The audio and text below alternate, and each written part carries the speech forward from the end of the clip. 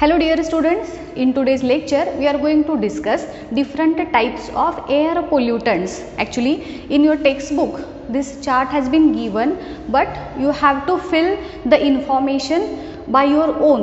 असं तुम्हाला सांगितले की ही इन्फॉर्मेशन शोधून तुम्हाला यायला सांगितलेली आहे. सो हा एक खूप महत्त्वाचा असा चार्ट आहे, तुमच्या सिलेबसचा पार्ट आहे हा आणि एक्झामसाठी देखील इम्पॉर्टंट आहे. इथं आपण वेगवेगळ्या टाईपचे एअर पोल्युटंट्स, त्यांची नावं, त्यांचे सोर्सेस, ते एअर पोल्युटंट्स कुठून रिलीज होतात आणि त्यांचे होणारे इफेक्ट्स, असा हा एक चार्ट आपण बनवलेला आहे. हा चार्ट आपण डिस्कस करणार आहोत आज. So the first air pollutant is carbon monoxide, ज्याला आपण CO या सिम्बॉलनं इंडिकेट करतो. CO2 means carbon dioxide and CO means carbon monoxide. Single molecule of oxygen is there. So the source of carbon monoxide is vehicular exhaust and industrial smoke. जसं आपण काल sources discuss केलेले होते त्याच्यामध्ये आपण बघितलेलं होतं की मेजॉरिटी जे पोल्युटंट्स आहेत ते व्हेकल्स आणि इंडस्ट्रीज ह्या दोन सोर्सेसपासून रिलीज होतात. सो जे गाड्यांच्यामधून बाहेर पडणारा धूर आहे तो आणि इंडस्ट्रीजमधून बाहेर पडणारा जो धूर आहे त्याच्यामध्ये मोस्टली हे कार्बन मोनॉक्साईड आहे किंवा इवन कार्बन डायऑक्साईड, वेगवेगळे ऑक्साईड्स ऑफ नायट्रोजन, सल्फर, हे सगळे या सोर्सपासून रिलीज होतात. आता हे जेव्हा एअर थ्रू तुमच्या बॉडीमध्ये एंटर करतात तर तेव्हा त्याचा इफेक्ट तुमच्यावरती काय होतो तर it lowers the oxygen carrying capacity of your blood. आपल्या ब्लडमध्ये जे हिमोग्लोबिन पिगमेंट प्रेझेंट असतं that pigment is having capacity to carry oxygen. जेवढा तुमच्या बॉडीमध्ये असणारं हिमोग्लोबिनचं अमाऊंट जास्त असणार तेवढा तुमच्या रक्ताची ऑक्सिजन कॅरिंग कपॅसिटी ही चांगली असणार. म्हणजेच मॅक्झिमम ऑक्सिजन होल्डिंग कपॅसिटी असते. आता इथे हा जेव्हा कार्बन मोनॉक्साईड तुमच्या बॉडीमध्ये एंटर करतो through your respiratory system then it will affect the oxygen carrying capacity of the blood. त्यामुळे आपलं ब्लड इफिशियंटली ऑक्सिजन कंडक्ट करू शकत नाही, आपल्या बाकीच्या ऑर्गन्सना पोचवू शकत नाही. त्यानंतर दुसरा जो एअर पोल्युटंट आहे सल्फर डायऑक्साईड, ज्याला आपण SO2 असं इंडिकेट करतो. हा SO2 हा जो गॅस आहे तो देखील फॅक्टरीजमधून म्हणजेच इंडस्ट्रीज असं तुम्ही म्हटलं तरी चालेल रिलीज होतो. तिथं तुम्ही व्हेहिक्युलर एक्झॉस्ट असं देखील सांगितलं तरी चालतं. सो त्यांचा सोर्स झाला फॅक्टरीज. हे सल्फर डायऑक्साईड जेव्हा तुमच्या बॉडीमध्ये रेस्पायरेशन थ्रू एंटर करतं तर तेव्हा इरिटेशन ऑफ आईज आणि रेस्पायरेटरी ट्रॅक्ट हे मेन जे सिम्पटम्स आहेत किंवा तुमच्या बॉडीवरती होणारे इफेक्ट्स आहेत ते दिसून येतात. इरिटेशन ऑफ आईज म्हणजे डोळे चुरचुरणे. बघा जेव्हा आपण एखादं खूप जास्त प्रदूषित एरियामध्ये जातो तर तेव्हा आपल्याला ब्रीदिंग डिफिकल्टी होतात किंवा डोळे चुरचुरतात, डोळे लाल होतात, खाजतात, बरोबर की नाही. तर हे कशामुळे होतात तर त्या पोल्युटेड एरियामध्ये जे काही हे हार्मफुल गॅसेस प्रेझेंट आहेत त्यांचा इफेक्ट असतो तो आपल्या बॉडीवरती होणारा. आपली बॉडी सहजासहजी कुठलाही फॉरिन किंवा अनवॉन्टेड जे मटेरियल पार्टिकल्स असतात ते ॲक्सेप्ट करत नाहीत आणि जेव्हा ते कोणत्या ना कोणत्या कारणामुळं आपल्या बॉडीमध्ये एंटर करतात तर ते आपल्या बॉडीमध्ये एंटर झाले आहेत हे आपली बॉडी वेगवेगळ्या सिम्पटम्स थ्रू इंडिकेट करते. सो इरिटेशन ऑफ आईज आणि रेस्पायरेटरी ट्रॅक्ट. रेस्पायरेटरी ट्रॅक्ट म्हणजे नोजपासून आपले जे लंग्सपर्यंत जे काही हवा आपण आत घेतो बाहेर सोडतो तो जो ट्रॅक्ट आहे त्याला म्हणायचं रेस्पायरेटरी ट्रॅक्ट. तर त्याचं देखील इरिटेशन म्हणजे जळजळल्यासारखं होणं, प्रॉपर श्वास न घेता येणं, हे इफेक्ट्स आपल्याला दिसून येतात. त्यानंतर थर्ड एअर पोल्युटंट आहे पार्टिक्युलेट मॅटर. पार्टिक्युलेट मॅटर म्हणजे एकदम स्मॉल पार्टिकल्स जे आपल्या डोळ्यांना इझिली दिसू शकत नाहीत, असे छोटेसे धुलीकण ज्याला आपण म्हणूयात. तर ते देखील व्हेहिक्युलर आणि इंडस्ट्रीयल स्मोक यांच्या थ्रू एअरमध्ये रिलीज केले जातात आणि त्यांचा इफेक्ट म्हणून सिलिकॉसिस नावाचा डिसीज होतो. सिलिकॉसिस डिसीज मध्ये काय होतं ॲक्च्युली स्टुडंट्स बघा तर हा एक प्रकारचा ऑक्युपेशनल डिसीज म्हणून पण आपल्याला सांगता येईल. ऑक्युपेशनल म्हणजे एखाद्या स्पेसिफिक व्यवसायामध्ये असल्यामुळे त्या पर्टिक्युलर माणसाला होणारा डिसीज. सो आता इथं सिलिकॉसिसमध्ये काय येतं बघा, जे माणसं धूळ यांच्या कॉन्टॅक्टमध्ये जास्त असतात, सँड, सिलिका, ह्यासारखे जे पार्टिकल्स आहेत तर त्यांच्याशी रिलेटेड म्हणजे कन्स्ट्रक्शन वर्क असेल तुमचं किंवा त्याचं मॅन्युफॅक्चरिंग, सिमेंट मॅन्युफॅक्चरिंग, असे जेव्हा काही ऑक्युपेशन जर एखाद्या पर्सनचे असतील आणि तो जर कंटिन्युअसली धुळीच्या सानिध्यात येत असेल तर त्याच्यामुळे काय होतं तर हा सिलिकॉसिस नावाचा डिसीज होतो. ॲक्च्युली ह्याच्यामध्ये तुमचे जे लंग्स असतात ना तर त्याला फायब्रोसिस म्हणजे लंग्सचं जे हेल्दी लंग्स असतात त्याचं स्ट्रक्चर पूर्ण बिघडून जातं आणि त्याला जाळीदार लंग म्हणून आपण पूर्णपणे त्याचं स्ट्रक्चर फंक्शन हे हळूहळू डिग्रेड होत जातं. याला म्हणायचं सिलिकॉसिस. तो पार्टिक्युलेट मॅटरमुळं होतो. त्यानंतर नेक्स्ट पोल्युटंट आहे डस्ट पार्टिकल्स. डस्ट म्हणजे धूळ. तर हे देखील वेगवेगळ्या इंडस्ट्रीज आणि व्हेकल्समधून बाहेर पडतात. जो धूर येतो ना गाड्यांचा किंवा इंडस्ट्रीजमधून येणारा, इव्हन तुम्ही इथे ॲग्रिकल्चरल जे आपण काल बघितलं ना बर्निंग ॲक्टिव्हिटीजमध्ये, तर तिथे सुद्धा तुम्ही सांगू शकता की त्यानंतर त्याचा इफेक्ट काय होतो तर irritation of respiratory tract. Again the same जो इफेक्ट आहे तुमच्या बॉडीवरती दिसेल. पेस्टिसाइड्स ज्याला आपण तणनाशकं जे म्हणतो तर हे केमिकल्स आहेत शेतामध्ये जे आपण वेगवेगळे तण जे असतात अनवॉन्टेड प्लांट्स तर त्यांना मारण्यासाठी, किल करण्यासाठी जे वेगवेगळे केमिकल्स वापरतो आपण त्यांना पेस्टिसाइड्स म्हणतात. सो हे जे पेस्टिसाइड्स आहेत त्यांचा सोर्स कुठला, एकतर तुम्ही शेतामध्ये यूज करत असाल तर ते, किंवा त्याचं प्रोडक्शन जिथे हे पेस्टिसाइड्स तयार होतात, अशा दोन्हीही ठिकाणी ह्या पेस्टिसाइड्सचा हार्मफुल इफेक्ट जो आहे तो आपल्याला दिसून येतो.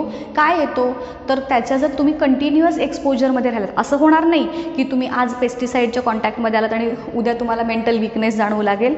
तर प्रोलॉंग ड्युरेशनसाठी म्हणजेच लॉंगर ड्युरेशनसाठी, जास्त कालावधीसाठी जर एखादा माणूस या पेस्टिसाइडच्या सतत कॉन्टॅक्टमध्ये येत असेल तर it may lead to mental weakness. त्यानंतरचा आहे मिथेन ज्याला आपण CH4 या मोलिक्युलर फॉर्म्युल्याने इंडिकेट करतो. CH4 हा मिथेन गॅस आहे जो इंडस्ट्रीजमधून बाहेर पडतो आणि हा देखील पॉयझनस असा गॅस आहे.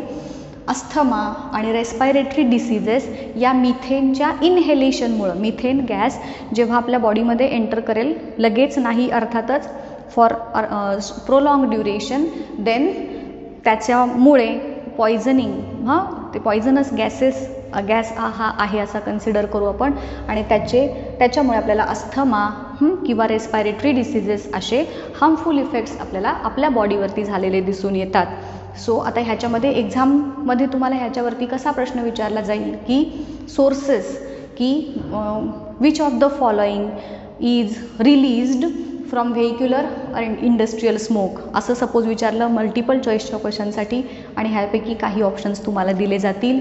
किंवा पेस्टिसाइड्स किंवा पर्टिक्युलेट मॅटरचा सोर्स कुठला, किंवा what are the effects of particulate matter, किंवा सिलिकॉसिस हा जो डिसीज आहे तो कोणत्या एअर पोल्युटंटमुळं होतो, असे उलटसुलट क्वेश्चन्स तुम्हाला याच्यावरती विचारले जाऊ शकतात. सो प्रत्येक एअर पोल्युटंट तो कुठून रिलीज होतो, त्याचा सोर्स काय आणि त्याचा आपल्या बॉडीवरती होणारा इफेक्ट काय आहे हे तुम्हाला इथं सांगता आलं पाहिजे. ओके, आता हा एक पार्ट झाला आपल्या बॉडीवरती होणाऱ्या वेगवेगळ्या पोल्युटंट्सचा इफेक्ट. आता जो आपण बघायचा आहे त्याच्यामध्ये टोटल एअर पोल्युशनचा आपल्या ह्युमन्सवरती किंवा ॲनिमल्सवरती आणि प्लांट्सवरती काय इफेक्ट होतो. Effect of air pollution on plants and animals हा पार्ट एक आपण आत्ता बघायचा आहे.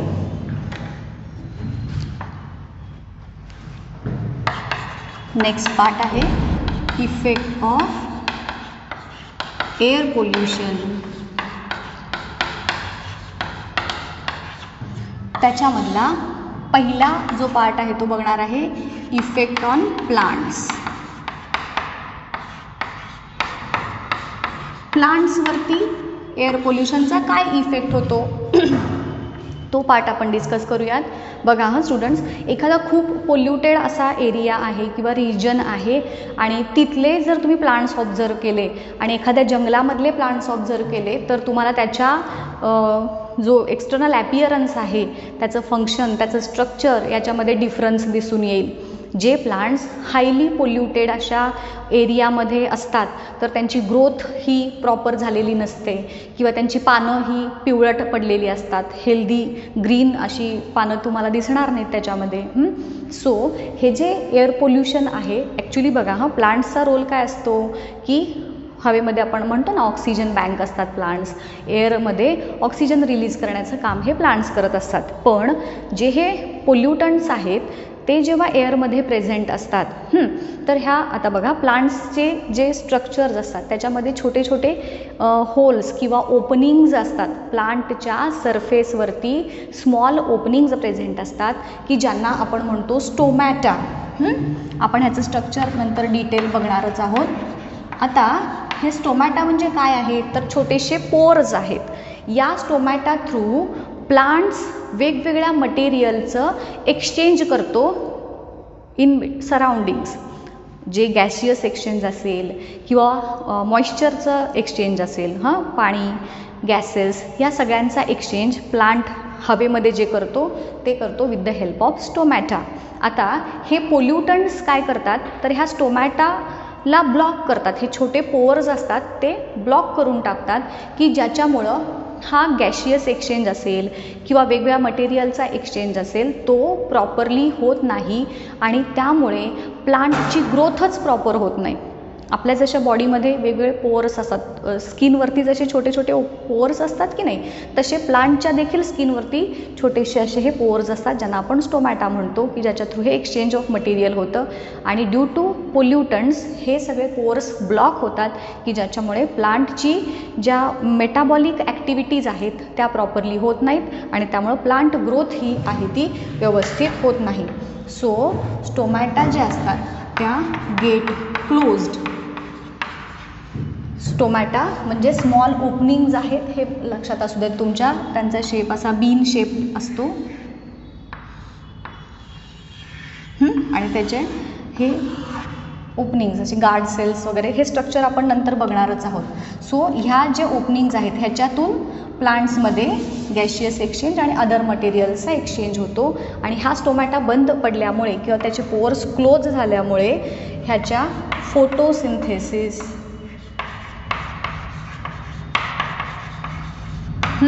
रेस्पिरेशनचा देखील इफेक्ट, रेस्पिरेशनवरती देखील ह्या स्टोमॅटा क्लोज झाल्याचा इफेक्ट हा होतो.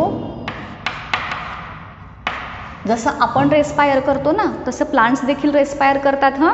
ते आपण नंतर प्रोसेस सायन्स पार्ट 2 मध्ये बघूयात, नंतर बघायचं आहेच. म्हणजेच जसं आपण CO2 रिलीज करतो आणि ऑक्सिजन घेतो तसंच रेस्पिरेशन प्लांट्स देखील परफॉर्म करतात हे माहिती असू देत. रेस्पिरेशनच्या प्रोसेसमधून प्लांट्स CO2 रिलीज करतात आणि ऑक्सिजन घेतात. व्हेअरॅज फोटोसिंथेसिसच्या प्रोसेससाठी ते CO2 आत घेतात आणि ऑक्सिजन रिलीज करतात. हे माहिती असू देत एक जनरल नॉलेज म्हणून. सो हे स्टोमॅटा क्लोज झाल्यामुळे फोटोसिंथेसिस, रेस्पिरेशन ह्या ज्या प्रोसेसेस आहेत त्या स्लो होतात की ज्याच्यामुळं ग्रोथवरती इफेक्ट होतो प्लांटच्या. Growth is affected. आलं लक्षात. आता ह्या ग्रोथ अफेक्ट झाल्यामुळं लीव्ज जे आहेत होतात झालं. त्यानंतर नेक्स्ट जे आहे तो म्हणजे लीव्ज फॉल. लीव्ज जे आहेत ते पडतात, पानगळ ज्याला म्हणतो आपण, तो देखील इफेक्ट हा प्लांटवरती दिसून येतो. म्हणजेच ओव्हरऑल हेल्दी ग्रोथ जी आहे प्लांटची ती टोटली अफेक्ट होते ड्यू टू पोल्युशन. आता असेच इफेक्ट्स ॲनिमल्सवरती देखील होतात स्टुडंट्स. Effects on animals.